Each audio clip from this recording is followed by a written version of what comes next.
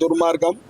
ఒక అభం శుభం ఎరగని 12 ఏళ్ల బాలిక 7th చదువుతా ఉంది. అమ్మాయి వేసవి సెలవులలో అమ్మమ్మల ఇంటికి వెళ్తే అక్కడున్న ఒక మానవ మృగం దుర్మార్గుడు ఒక అఘాయిత్యానికి పాల్పడ్డాడు. కాబట్టి దాన్ని నేను తీవ్రంగా ఖండిస్తున్నా. సమాజం కూడా నేను ఒక ఎమ్మెల్యేని అయినప్పటికీ కూడా నేను సమాజం సిగ్గుపడవలసిన అవసరం ఉంది. ఇటువంటి దుర్మార్గులను కఠినంగా శిక్షించాలి. అవసరం అనుకుంటే ఎన్కౌంటర్ చేసేయాలి. దాంట్లో ఎన్కంజలు వేయద్దు. కాబట్టి ప్రభుత్వాలు కూడా గతంలో కూడా వరంగల్ ఇన్సిడెంట్లు అయినప్పుడు ఎన్కౌంటర్లు చేశారు. మళ్ళీ ఈ మధ్యలో అటువంటి సంఘటనలు జరగలేదు. ఇటువంటి వాళ్ళ తల్లిదండ్రులు కూడా పరామర్శిస్తే పాపను కూడా నేను పరామర్శించిన. పాప నేను అన్నం తిన్నావా అని అడిగిన, తిన్న సార్ కొద్దిగా తిన్నా అంటని చెప్తా ఉంది. అమ్మాయి భగవంతుని దయతోని రికవర్ అవుతా ఉంది. దాంట్లో ఏమి అనుమానం లేదు, తప్పకుండా రికవర్ అవుతుంది.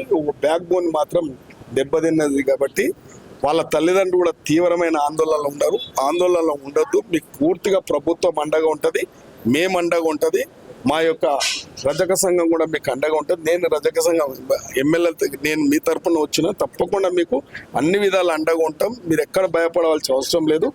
వారి యొక్క నేరస్తుల యొక్క కఠినంగా శిక్షించే విధంగా కూడా ప్రభుత్వం తరఫున మేము ప్రయత్నం చేస్తామని చెప్పడం జరిగింది. మీకు కూడా అన్ని విధాలుగా అండగా నిలబడతామని చెప్పడం జరిగింది. అయినప్పటికీ ఇటువంటివి సంఘటనలు మళ్ళా జరగకుండా ఉండాలంటే కఠినంగా శిక్షించాలి. అభం శుభం ఎరగని బాలికల మీద ఇటువంటి సంఘటనలు జరుగుతూ ఉంటే సర్వ సమాజం సిగ్గుపడవలసిన అవసరం ఉంది. కాబట్టి నేను ఒకటే కోరుతున్నా, ప్రభుత్వాన్ని కూడా అన్ని విధాలు కూడా అమ్మకు ఆ అమ్మాయికి అండగా నిలబడాలి. రేపు భవిష్యత్తుకు ఆమె చదువుకోవడానికి కానీ మిగతా ఆ యొక్క పేద కుటుంబాన్ని ఈ ప్రభుత్వం అండగా ఉండడానికి నేను కూడా రాష్ట్ర ముఖ్యమంత్రి దృష్టి కూడా తీసుకుపోవడం జరుగుతుంది. ఆ కుటుంబానికి నేను అండగా నిలబడతాను. హైదరాబాద్ లో ఒక సంఘటన జరిగింది. అందుకే నేను అదే అంటున్నా, దీనికి మార్గం ఒకటి. ఇటువంటి అభం శుభం ఎరగని ఒక మైనర్ బాలికల మీద ఇటువంటి సంఘటనలు జరుగుతుంటే ఎన్కౌంటరే చేయాలి.